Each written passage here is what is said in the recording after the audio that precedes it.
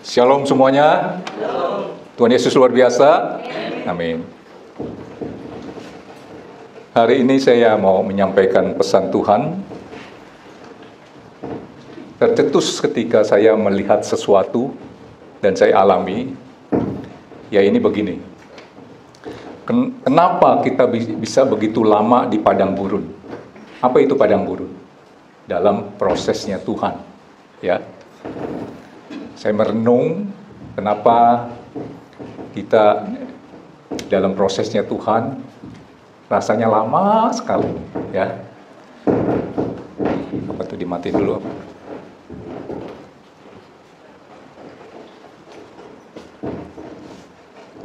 Saudara, saya merenung dan menyelidiki, ya.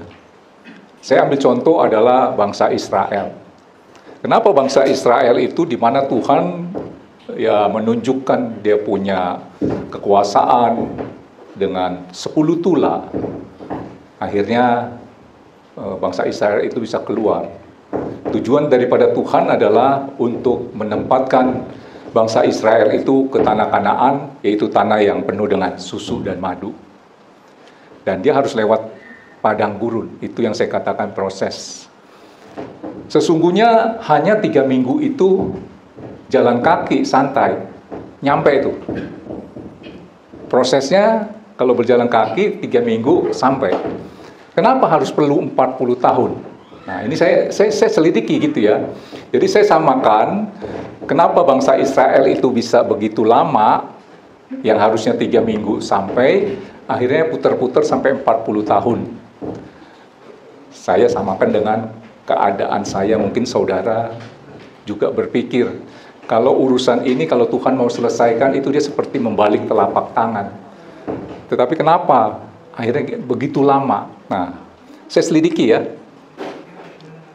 Ternyata, kenapa kita bisa mengalami proses yang begitu lama? Ternyata yang menentukannya adalah respon hati kita.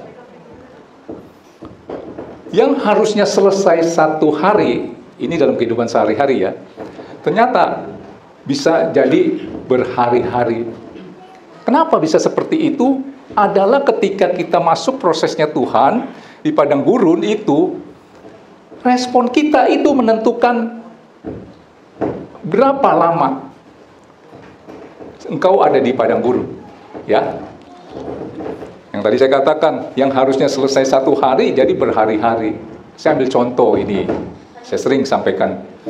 Kalau di kaca mobil saudara, di depannya itu, di depan kaca mobil saudara, tiba-tiba ada kacoa. Saudara harus merespon kacoa itu. Anggaplah saudara ini orang yang geli lah sama kacoa itu. Saudara cuma dihadapkan 2 palu dan sandal jepit. Kalau saudara responnya dengan palu, urusan yang hanya bisa diselesaikan dengan setengah jam kalau saudara pakai sendal. Paling kalau saudara pukul, itu kacuanya kan paling nempel di kaca mobil, saudara bisa selesaikan dengan cara saudara bersihkan. Tapi kalau saudara meresponnya dengan palu, kaca mobilnya pecah.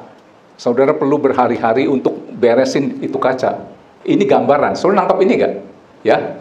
Nah, tadi saya katakan, kenapa kita bisa mengalami proses begitu lama? Ternyata yang menentukan adalah respon. Kalau saudara lihat, bangsa Israel ini ketika dia masuk di padang gurun, dan dia menghadapi ini dan itu, responnya apa? 2 hal saya lihat ya. Ini sangat mengganggu ya. Coba dimatikan keyboardnya. Hah? Coba ya, saya matiin dulu ya. Oh iya, berarti konslet. Oke. Pakai mic ini aja dah.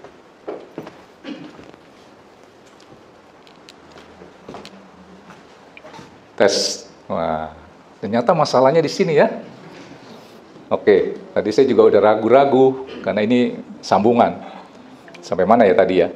Sudah lihat bangsa Israel itu bisa sampai muter-muter 40 tahun. Nah, kan semangat ya, begitu grek-greknya hilang. Sudah tahu nggak responnya apa? Saya selidiki cuma 2. Apa? Ngomel, bersungut. Urusan kecil aja dia bersungut. Sama satu lagi apa? Penyembahan berhala. Nah, ini yang mau kita selidiki, kita cocokkan gitu ya. Kenapa bangsa Israel jadi 40 tahun muter-muter? Itu karena responnya yang menentukan. Begitu juga dengan keadaan kita, respon kita. Saudara,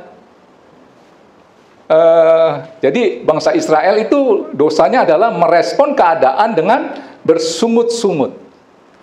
Saya sering ngomong sama Lucky, Ki, ketika kita mendapat masalah, sekarang kita masuk di padang gurun, kita tahu ujung daripada padang gurun itu adalah kemenangan.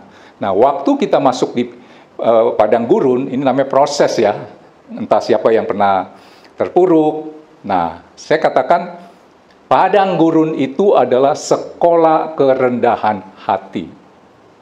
Saudara mungkin berpikir, apa maksudnya dengan padang gurun, respon daripada bangsa Israel, yaitu bersungut-sungut dan yaitu dosanya dua, yaitu bersungut dan penyembahan berhala. Ternyata bersungut-sungut itu tandanya orang nggak puas ya. Saya merenung, orang yang rendah hati adalah orang yang mau menerima orang lain atau keadaan apa adanya. Ternyata itu. Makanya kalau orang yang terlalu banyak menuntut dengan sesama, dengan keadaan, sesungguhnya orang itu adalah tinggi hati. Makanya saya kalau mau mengajak makan seseorang, terus saya lihat nih kelasnya agak tinggi gitu ya, terus saya mau ajak dia makan di sini. Di sini ini sebenarnya kesukaan saya. Waktu saya ajak dia pasti menuntut dalam arti, warung makannya seperti apa ya? Betul nggak? Menuntut. Saya merenung nih. Jadi orang yang rendah hati adalah orang yang mau menerima orang lain apa adanya. Dan tidak menuntut orang lain terlalu banyak. Begitu juga dengan keadaan. Sudah nangkap ini. Maka dari situ saya merenung, ternyata padang gurun itu adalah sekolah kerendahan hati.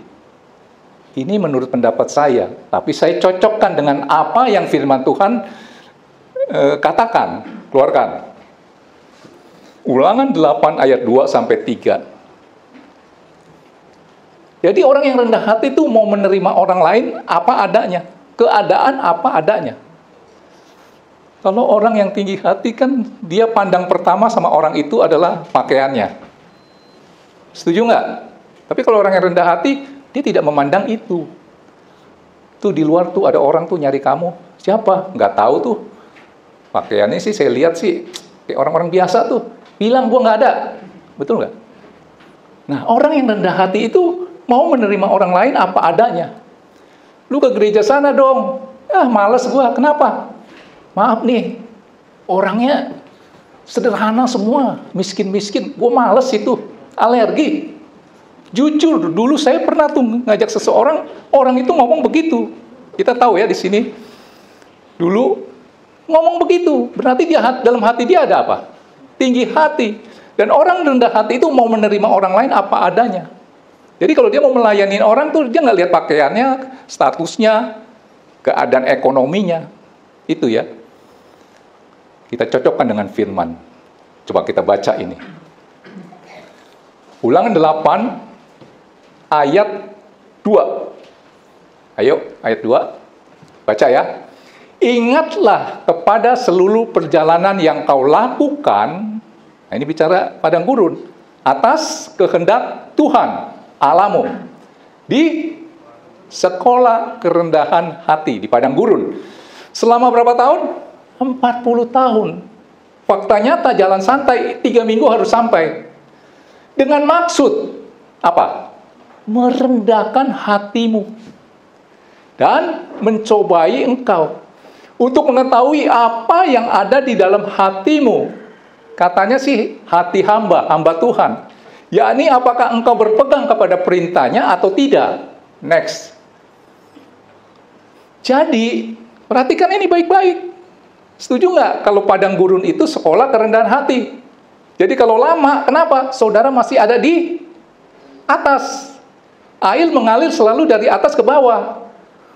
Kucurannya di sini, saudara ada di atas. Saudara nggak dapat apa-apa, makanya ya itu, lama.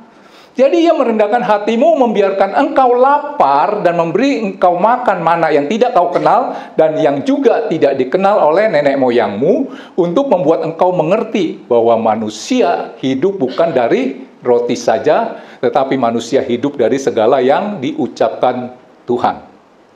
Sekarang saudara setuju kalau padang gurun itu, proses itu adalah sekolah kerendahan hati. Bicara sekolah itu pasti kalau mau naik tingkat ada ujiannya.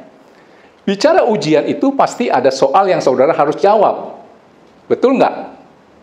Ini namanya ujian, saudara dikasih soal. Ini sering saya sampaikan, kasih soal. Emang soal itu dipelototin doang? Harus direspon, dijawab. Jawabanmu itu menentukan nilai ujian, dan nilai ujian itu menentukan engkau lulus tidak dari sekolah kerendahan hati, yaitu padang gurun, masuk ke tanah Kanaan. Bagaimana engkau merespon ketika ada soal? Biasanya di ujian itu kan soalnya terdiri dari betul dan salah, betul kan? Ditanya, suruh jawab dong betul dan salah. Harus direnungkan dan penuh hikmat kepintaran untuk menjawab. Terus ada pilihan, multiple choice, A, B, C. Saudara nggak bisa cap-cip-cup. Mengerti? Mengambil keputusan sembarangan, nggak bisa. Ketika saudara ada di padang gurun sekolah kerendahan hati, mendapat satu persoalan, saudara mau ngambil keputusan apa? Ngomel, marah, naik banding, ngalah, bagaimana? Keputusanmu itu menentukan hasil ujian. Dan ada 5 soal, biasanya disebut apa, esai, yang saudara harus jawab. Responmu itu menentukan hasil ujianmu dapat 2 atau 9. Kalau dapat 9 namanya lulus.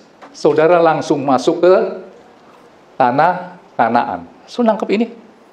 Sekarang kita mau selidiki di padang gurun ini, entah saudara yang mendapat masalah apa, hidup rumah tangga, pelayanan, apalagi ya, rumah tangga, pelayanan, keuangan, bisnis, dalam keadaan terpuruk atau bagaimana, kalau saudara ada di padang gurun sekolah kerendahan hati, yuk kita coba untuk merespon dengan bijak, dengan hikmat yang daripada Tuhan ya. Saudara begini, coba ini keluarkan ayat.